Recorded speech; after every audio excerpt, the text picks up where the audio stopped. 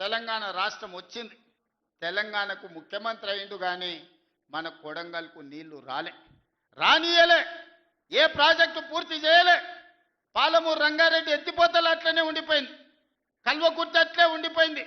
భీమా, Nettempadu, Tummilla, RDS ఏ project అయినా తీసుకోండి, SLBC tunnel కావచ్చు, కృష్ణా నది మీద ఏ ప్రాజెక్టు పూర్తి చేయలే.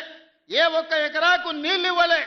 కానీ 1,83,000 కోట్ల రూపాయలు 10 ఏళ్ల కాంట్రాక్టర్లకు బిల్లులు ఇచ్చిండు.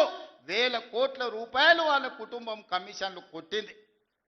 తొడుక్కోవడానికి చెప్పులు లేకుండే, వేసుకోవడానికి బట్టలు లేకుండే, చిరిగిపోయిన చెప్పులతోని రోడ్ల మీద తిరుగుతోళ్ళకి బెంచ్ కార్లు వచ్చినాయి. ఒక ఆయనకు ఎర్రవల్లిలో 1000 ఎకరాల ఫామ్ హౌస్ వస్తే ఇంకొక ఆయనకు జన్వాడలో 100 ఎకరాల ఫామ్ హౌస్ వచ్చింది. అల్లుడికి మొయినాబాద్లో ఫామ్ హౌస్ వచ్చింది. వాళ్ళ బతుకులు బాగుపడ్డాయి. వాళ్ళకి టీవీలు వచ్చినాయి, వాళ్ళకి పేపర్లు వచ్చినాయి, 1,000 కోట్ల రూపాయల వ్యాపారాలు వచ్చినాయి, వాళ్ళకి ఫామ్ హౌజులు వచ్చినాయి. కానీ మనకు మాత్రం నీళ్లు రాలే.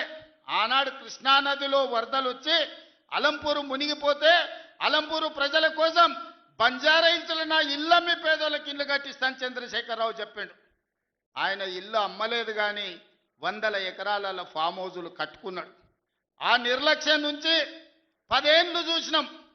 ఇక పాలమూరు ప్రజలు నిర్ణయం చేసుకోరు. మా బతుకులు బాగుపడాలంటే మట్టికి పోయినా ఇంటోడే పోవాలని పెద్దలు చెప్పారు. ఇక వాణ్యవనో వీణ్యవనో ఎవనెవనో మోసేది లేదు. మా బిడ్డ ఈ మట్టిలో పుట్టి ఈ మట్టిలో కలిసిపోయి మా బిడ్డ ఈ తెలంగాణకు ముఖ్యమంత్రి ఉండాలి. మా బిడ్డ ఉంటేనే మా సమస్యలు పరిష్కారం అవుతాయని పాలమూరు మొత్తం ఏకమై తెలంగాణకి ఒక స్ఫూర్తిగా నిలబడి ఈ జిల్లా నుంచి మీరు ఆశీర్వదించి